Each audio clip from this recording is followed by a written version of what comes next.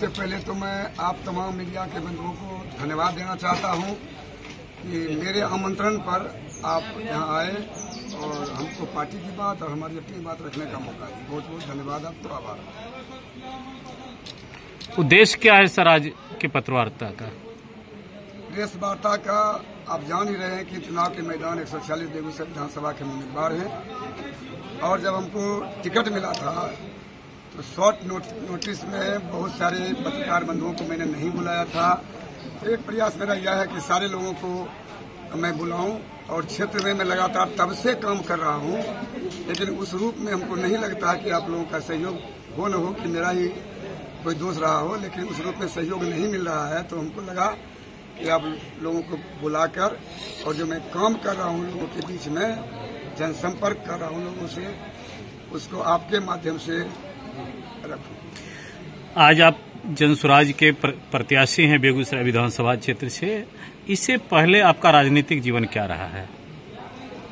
मेरा राजनीतिक जीवन से पहले मेरा सामाजिक जीवन भी रहा है। मैं एक स्वयंसेवी संस्था या पूरा इलाका नक्सली मूवमेंट से आप जानते हैं कि वो मेरे पंचायत से उधर पश्चिम के पूरब के एरिया में नक्सली मूवमेंट काफी चलता था, पूरा इलाका अशांत था।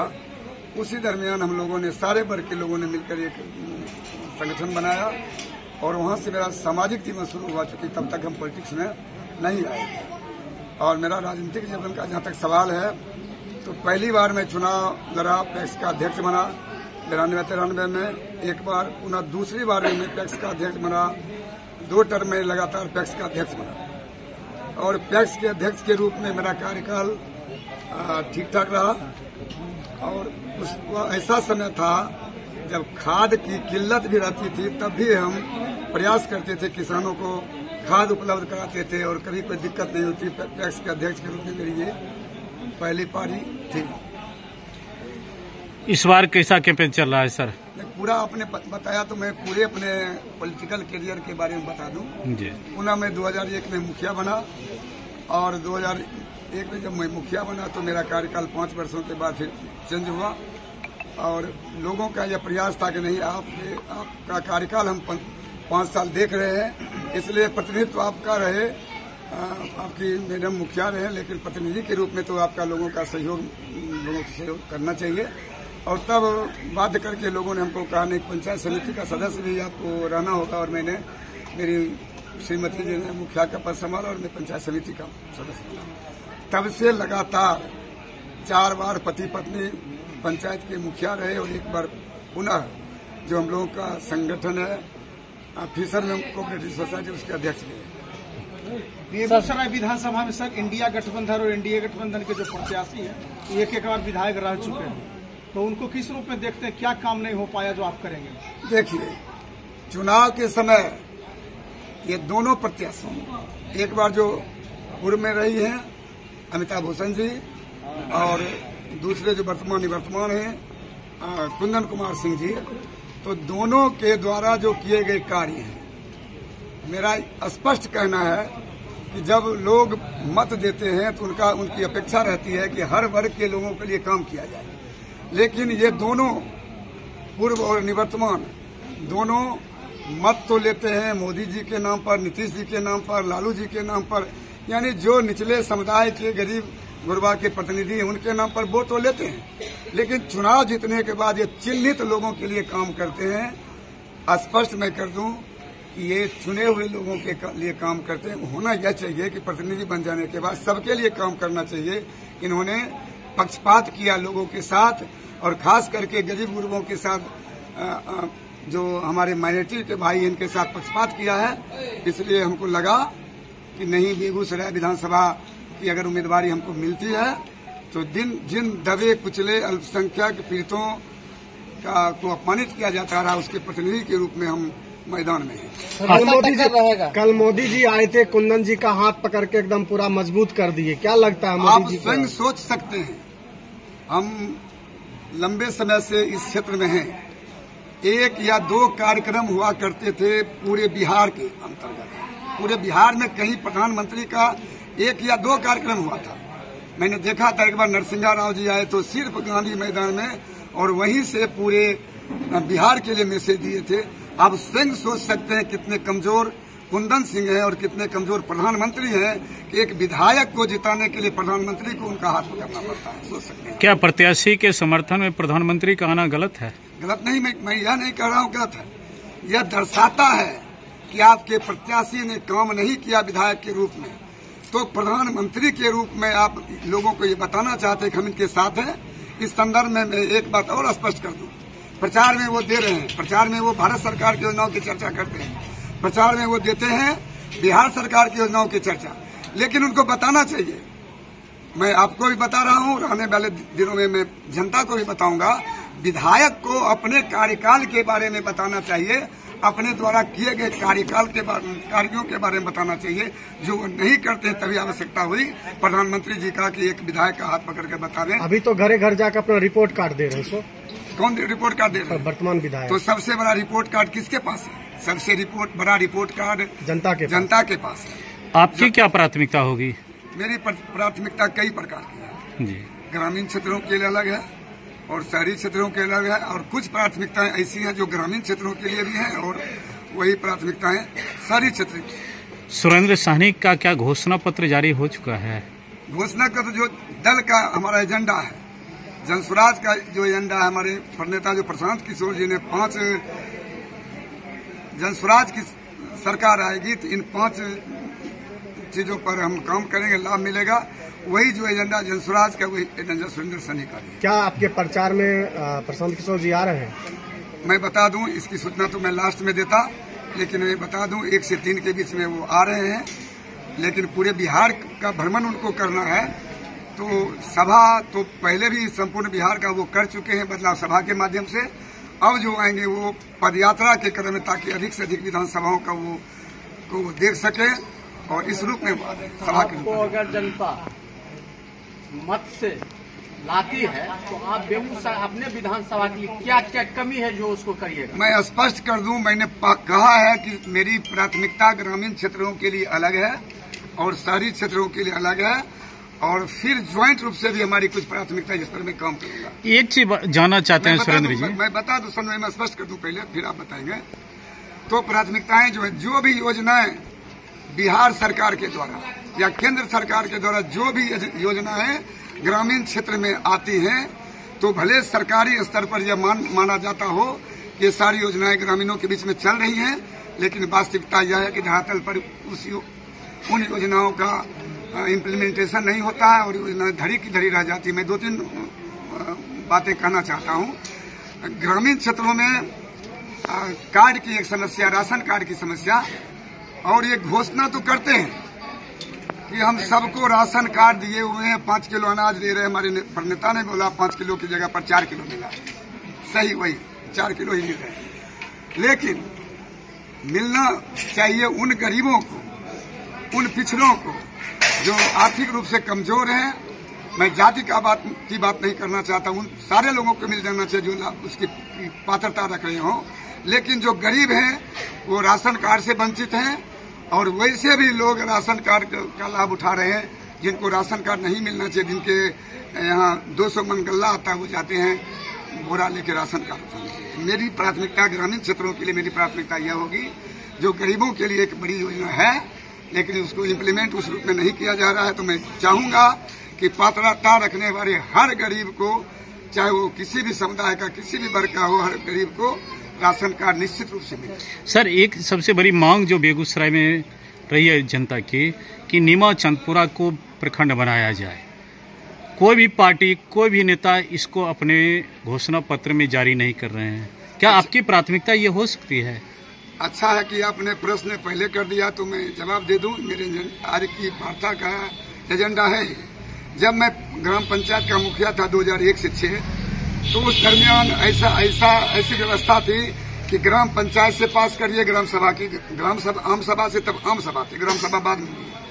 तो आम सभा से आप पास करिए और फिर पंचायत की प्रखंड की पंचायत समिति से पास करिए और फिर जिला परिषद से पास करिए। इन प्रक्रियाओं के बाद प्रखंड बनने की उस समय की प्रक्रिया थी, और उस समय मैंने नीमा, चांदपुरा, परना, अजौर, कैथ, कुसमौद, सांख इन और बगल के पंचायत राजोपुर को हम लोगों ने शामिल किया था, 7-8 पंचायतों को मिलाकर, जो बेगूसराय जिला मुख्यालय से काफी सुदूर एरिया में है।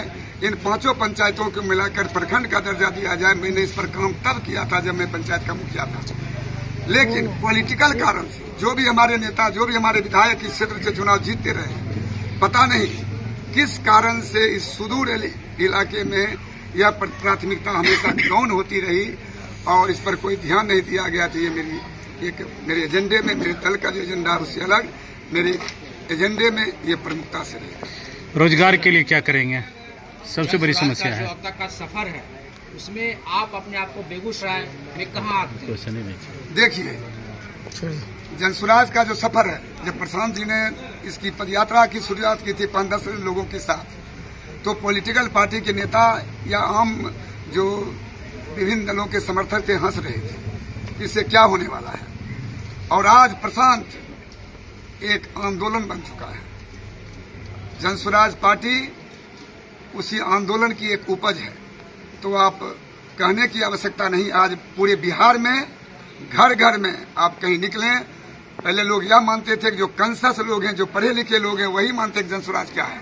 आज ग्रामीण क्षेत्रों में आप घूम कर देखें, जनसुराज हर बच्चा महिलाएं और बड़े बुजुर्ग भी जानते हैं कि जनसुराज है क्या है। सर, जनसुराज जितने भी भावी प्रत्याशी थे बेगूसराय विधानसभा, सारे प्रत्याशी आपके साथ हैं? बिल्कुल है, बिल्कुल है। सारे प्रत्याशी मेरे साथ हैं। एक प्रत्याशी जो संभावित थे, आप देख सकते हैं कि प्रमोद पाठक जी हमारे साथ हैं। जनता से क्या अपील करना चाहिए आप? बहुत सारी बातें रखनी है, शॉर्ट में आप हमको हटाइए नहीं, और सारी बातें हमको करने दीजिए और कहेंगे तभी जब आप पूछेंगे, फिर जनता से हम अपील भी कर लेंगे। अच्छा, बेगूसराय में एनडीए और इंडिया गठबंधन के बीच जनसुराज का टकराव किस तरह से रहेगा?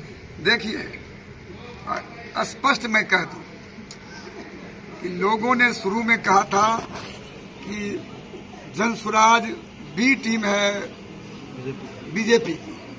अभी आप पिछले कई महीनों से आपने देखा होगा कि प्रशांत जी और जनसुराज ने इतनी बखिया उधेरी है बीजेपी की, शायद जो महागठबंधन के लोग हैं वो नहीं उस रूप में कर पाए हैं। तो जनसुराज निश्चित रूप से जो बिहार की जनता के हितों के लिए, बिहार में सबसे बड़ा मुद्दा है, सबसे बड़ी समस्या है आज लाखों की संख्या में जो यहाँ के मजदूर, आप मजदूर ही नहीं कहिए, पढ़े लिखे लड़के भी जो उच्च शिक्षा प्राप्त भी हैं वो मजदूरी करते हैं। तो सबसे प्रमुख हमारी समस्या पार्टी की और एजेंडा में पहला स्थान वही है कि जब हमारी सरकार बनेगी तो हम पलायन को हर हाल में रोकेंगे। एक क्वेश्चन है सर, अभी उठा है, जैसा कि प्रशांत किशोर जी है, सबका पोल खोल रहे हैं, खास करके एजुकेशन को लेकर के, ये मैट्रिक पास नहीं है या ग्रेजुएशन नहीं किया है।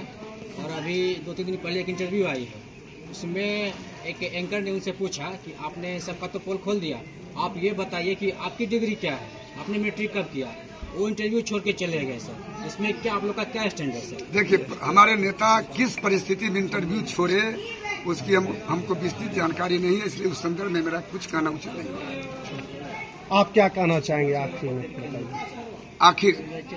आखिर में मैं यह कहना चाहूंगा कि जो हमारी पार्टी का एजेंडा है, घोषणा पत्र, जो 5 सूत्री घोषणा पत्र है, उस पर हम पूरी तरह काम करेंगे। और ग्रामीण क्षेत्रों में जिन योजनाओं पर लाखों लाख रुपए खर्च हो रहे, करोड़ों अरबों रुपए खर्च हो रहे हैं, लेकिन जब धरातल पर वो योजना फिसड्डी है, उन योजनाओं को हम व्यवस्थित करने का प्रयास करेंगे। और साथ ही साथ शहरी क्षेत्रों के लिए भी मैं कहना चाहूंगा, एक वर्षों से सारे लोगों की यह मांग रही है कि प्रमंडल का दर्जा बेगूसराय को मिले। यह भी मेरे एजेंडा में है, दल के एजेंडा से अलग, जनसुराज के प्रत्याशी होने के नाते। और साथ ही साथ हम यह चाहेंगे कि जो विश्वविद्यालय है हमारा, जिसमें पढ़ाई तो होती है, लेकिन विश्वविद्यालय फुल फ्लेज जो यूनिवर्सिटी होती है वह हो। हमारे राष्ट्रकवि दिनकर जी जो राष्ट्रीय स्तर पर हैं, उनके नाम पर यूनिवर्सिटी की मांग भी। एक बात और, क्राइम कंट्रोल क्योंकि शुरू से ही मेरी राजनीतिक यात्रा की शुरुआत ही हुई है क्राइम और करप्शन के खिलाफ। तो मेरा यह प्रयास होगा निश्चित रूप से कि क्राइम को कैसे कंट्रोल किया जाए। अभी क्राइम में लगे हुए हैं, जिनको जिम्मेवारी मिलती है क्राइम को कंट्रोल करने के लिए, वो क्राइम करने में पुलिस के लोग लगे रहते हैं कि कैसे क्राइम को बढ़ावा दिया जाए। दो लोगों के बीच में टकराव होता है तो सुलटने की जगह पर दोनों के बीच मुकदमे दोनों तरफ से हो और उसका आर्थिक शोषण हो। तो मेरा प्रयास होगा क्राइम कंट्रोल पर भी मेरा होगा कि मैं इस दिशा में पूरा काम करूंगा। और पुलिस पदाधिकारी अगर काम है कि वो क्राइम को कंट्रोल करे तो कंट्रोल करे, इस पर भी मेरा पूरा ध्यान। अपील जनता के नाम से मेरी एक ही अपील है कि एक तरफ तो दो प्रत्याशी, एक पूर्व की विधायक और एक निवर्तमान विधायक, दोनों करोड़पति तो आप नहीं ही कह सकते हैं, दोनों अरबपति हैं। तो जनता से मैं यही अपील करना चाहता हूं कि मेरे 30 साल के राजनीतिक यात्रा में मैंने 5 रुपये घूस नहीं लिया। तो मैं यह कहना चाहूंगा अपने मतदाताओं को कि आप हमें सहयोग करें। अगर करप्शन करके कोई वोट मांगते हैं तो निश्चित रूप से पब्लिक का काम वो नहीं करेंगे। उनके पास कुबेर का खजाना है, वो लुटावें। मेरे पास जनता की भावना है, जनता का समर्थन है। मैं अपने लोगों से भी अपेक्षा रखता हूं कि लोग हमको इसी रूप में सहयोग करें कि हम कुबेर का खजाना न है न लुटाएंगे। कुबेर का खजाना लुटाने वाले लूटें और फिर जीत आखिरकार हमारी भावना के अनुसार लोगों की भावना मिल रही है। तो हम जनता से अपील करेंगे कि हमसे यही अपेक्षा रखें कि हमने जिस ईमानदारी से 3 दशक तक काम किया है, हमको आप उसी ईमानदारी के रूप में काम करने दें। हमसे यह अपेक्षा नहीं रखें कि हाँ इस मोहल्ला में मंदिर में 5,000 चंदा दे दीजिए, इस इलाका में मस्जिद को कुछ डोनेट कर दीजिए, यहाँ छठ घाट के लिए 5,000 दे दीजिए। ऐसी अपेक्षा नहीं रखें। मैं क्राइम और करप्शन के खिलाफ मैदान में शुरू से रहा हूँ और यही अपेक्षा करता हूँ कि हमारा साथ आप दें। जिस रूप में मेरी ईमानदारी रही तो हमारे मतदाता भी उसी रूप में ईमानदार बने और निश्चित रूप से मेरा जो विधायक बनने का कार्यकाल होगा वो बेगूसराय नहीं बिहार के इतिहास में एक उदाहरण बनेगा। एक ऐसा विधायक भी है जो बिल्कुल ही ये करप्शन कभी न करेगा। एक बात मैं और बता दूं, एक बात बंधु, मेरा आग्रह है कि मैं आपसे इसलिए भी मैंने आग्रह किया था स्पष्ट दिया जाए, चूंकि आप लोग जल्दीबाजी नहीं करें। मेरी पार्टी का, चूंकि मैं पार्टी के संविधान समिति का भी सभा का भी मेंबर हूं, उसमें स्पष्ट कहा गया था कि जब हमारे विधायक चुनाव जीतकर आएंगे पटना तो वो जो सेशन चल रहा होगा विधानसभा का, उस समय भले वो रहे पटना में विधानसभा के सेशन में उपस्थित होने के लिए, लेकिन उसके बाद विधानसभा क्षेत्र के गांव का भ्रमण करें और गांव में भ्रमण ही नहीं करें, गांव के लोगों की समस्याओं को नोट करें, गांव और पंचायत में रात्रि विश्राम करें, तभी लोगों के दुख दर्द को वो समझ सकते हैं। अगर मैं लोगों के विश्वास के काबिल हुआ और चुनाव जीता तो वह निश्चित रूप से करूंगा। और मेरा सारा बचा हुआ जो मेरी जिंदगी है वो गरीबों के नाम पर, दलितों, पिछड़ों, अल्पसंख्यकों के नाम पर समर्पित है। मैं अपनी बात खत्म करता हूं और मेरा अनुरोध होगा